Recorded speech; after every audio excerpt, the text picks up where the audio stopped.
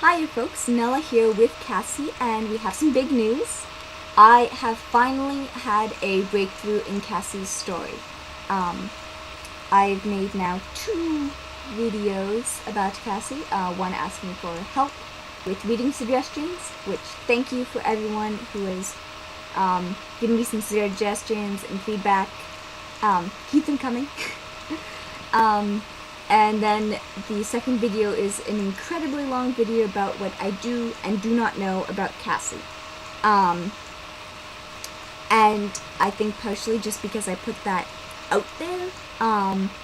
Last night I was able to do some sketching regarding one of the other characters in her story, and maybe not even an hour ago, I was able to finally write something from her story. And it came very naturally and organically and just came in and flowed onto the paper. So I'm going to share that with all of you. It's not terribly exciting and it's not terribly long, but it's a start, and that's a lot more than I've had for Cassie for a very long time. So let's begin. Cassie forcefully presses the round intercom button. The square vid screen blinks to life, and a fuzzy shape appears, demanding to hear the password. I'm not going to say it. Fine then, Hoff wrinkled. You're not getting in. I found the pots, she counters, hefting a heavy bag of scrap. So come in from the heat. All it takes is a simple phrase. The sun is uncomfortably warm, and she is aware that her shirt is clinging to her wet back. Fine. She takes a deep breath. Open the pod bay doors, Hal. The shape, still blurry on the screen, leans back in satisfaction. Your wish is my command. With a loud clack, the door unlocks. Once inside the building, Cassie is quickly crowded by 4 small humanoid robots. The figure from the view screen grabs her bag with one hand and pulls her in for a hug with the other. The Chibots and I missed you, he says, ruffling her wild brown hair. I would have been here sooner if you didn't pull that password crap, she says,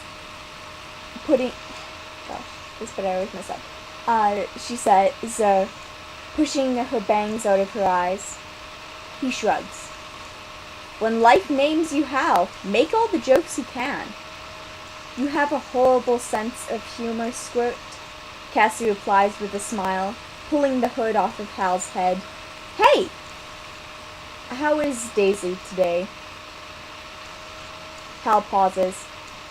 She'll be better once we get these coats into her.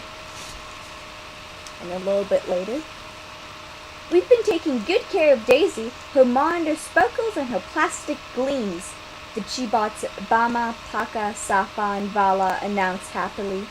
Cassie and Hal follow them into the hub that houses Daisy, the supercomputer. So that's all I got so far. It's not much, like I said, but it is a start. And I thought I'm just going to show you guys now the sketches I did last night. And these were really quick, a few minutes each. I think I probably took more time writing out my comments about the sketches than I did on the actual sketches. So first I was thinking the Hal looks very robotic, and very angular. Remember, Cassie's world isn't futuristic like iPod, sleek lines, Chrome futuristic. It's very boxy, it's very angular, there's a lot of weight and heft and just a physical presence of technology. So I was kind of going with that with the original designs for Hal. And then I decided I didn't really want to do that. Mostly because I tried to do a unique face for him. Because Cassie relies usually upon shapes and the feel of things. So if he had a very distinctive body, then it'd be something to really connect them. However, I did not like how the design turned out. As the writing, you might be able to see my chicken scratch. It says, "Gosh, that's creepy. WTF self." So the Hal in the story is actually the one in the corner there, who is, as the comments say, more human. Ah yes, so much better. Hoodies hide hair perfectly. Let's see if I can actually stop that from shaking. There you go. Like I said, really simple sketches. Hal actually has a very similar face to Cassie. He has the elongated oval eyes. He is more of a flat nose. It's kind of very squarish, actually. But he also has a very small mouth. I don't know how else he looks. This is just done black and white because I was just using pen. But I do imagine that he isn't actually pale white.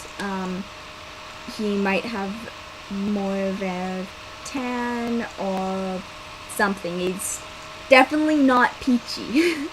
Though I don't know what precisely he looks all like. He does wear hoodies though. And I'm actually really glad because now that I have that excerpt, I have a little bit more of how those two at least interact. It's a very tactile, playful relationship. They're very teasing and loving, and they show their love and affection for each other through actions and touch rather than purely through words.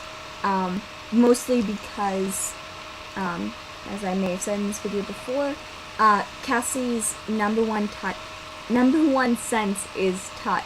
Number one sense is touch. She actually has a lot of vision problems. That excerpt was partially from her perspective. That's why the feel, the round intercom button, and she presses things forcefully. That's why that is in there. And that's also why Hal is said to be blurry on the vid screen. It's not actually that he is blurry, it's that Cassie's vision of him is blurry. She has problems with lights being far too bright and not being able to distinguish shapes very well. So she really relies upon being able to touch and feel out things to figure out how things work. So she and Hal touch a lot. There's none of this waving high. It's, you pull the other in for a hug. So that's those two.